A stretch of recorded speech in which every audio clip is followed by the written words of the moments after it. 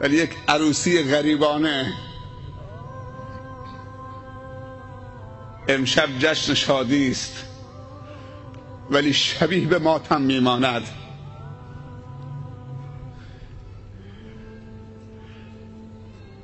امشب جشن رقص و پایکوبی است ولی همه حضار که انه بی روحن، بی حرکتن. طوری شده که احساس میکنیم عروسی سالم یعنی ماتم، یعنی غریب، غربت، یعنی بی روح، بی نشاط، بی حرکت. چه احساس بدی بهمون دست داده.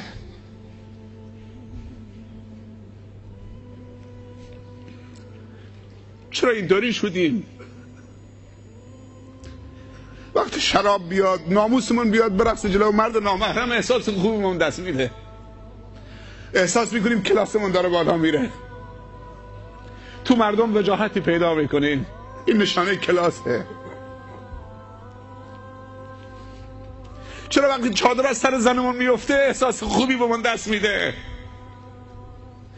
وقتی چادرش کلوفتر میشه، چادر ناموسمون دخترامون کلوفتر میشه، لباسشون بلندتر میشه، کاملتر میشه، احساس بدی به اون دست میده. به زنمون میگیم دنبالمون نیا، خجالت میکشیم.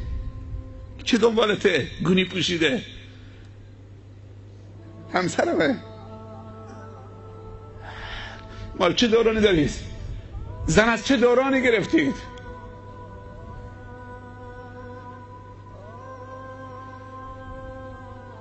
معصیت خدا چقدر احساس انسان رو عوض میکنه، نیت انسان رو عوض میکنه، هویت انسان رو عوض میکنه، فکر انسان رو عوض میکنه، روح انسان رو عوض میکنه. انسان رو یک پارچه پلید میکنه، یک پارچه تاریک میکنه، یک پارچه بی احساس میکنه. همشو وارونی میبینه. خصلت معصیت خدا همینه. خصلت ابلیس همینه. وقتی به تو تزریق میکنه، آمپول وارونت میکنه. آمپولی که دست ابلیسه وقتی که تزریق میکنه وارونت میکنه. فکرت، نیتت، قلبت، قالبت همه رو وارونی میکنه تا تو را به دام ایدز نیندازد، تا تو را به دام اعتیاد نیندازد، تا تو را بنگ و حشیش تقدیم نکند که همه چیز را وارونه ببینید.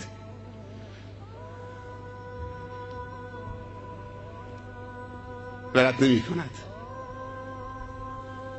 به دام انداخته. شکرم. جزاکم الله خیر. بچه شما پولم گرفتید اومدید اینجا؟ به من گفتن شما 50,000 تومان پول گرفتید.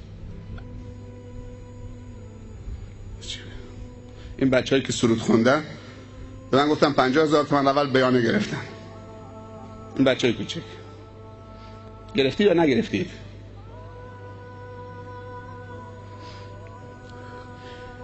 آخرین سرودتون چی بود؟ بگو بگو بگو تا بشنوم. بلند شو بیا پیش من اینجا.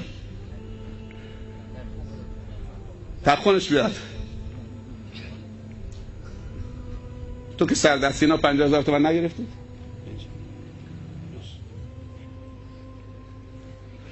چه خوندید براشون؟ آخرین سرودت میگه درباره خدا خوندم. قدش نگاه کنید.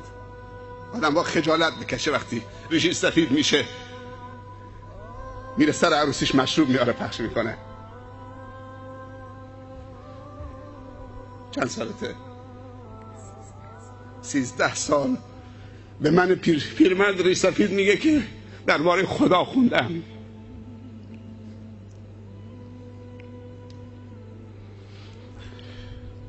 چی خوندی درباره خدا؟ من خوب گوش میدادم. من دارم میلرزم، تو که نباید بلرزی. من سر تا پا گناهم، تو که هنوز بالغ نشدی. 13 سالت از چی میترسی؟ بگو هستن درگاه خدا میخونده.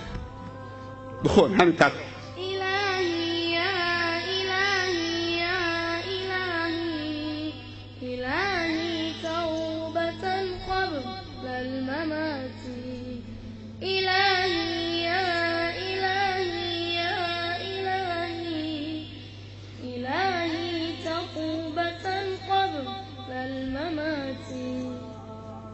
خیلی بزرگواری کردید بتحسن. درس بزرگی به ما دادید امشب. توبه رو فراموش کرده بودید. نمی‌فهمیدم که یک بچه 13 ساله این وجب بیشتر خدش نیست. امشب به من پیرمرد میگه الهی یا الهی این بخون. الهی یا الهی یا الهی الهی توبتاً قبل المماتی.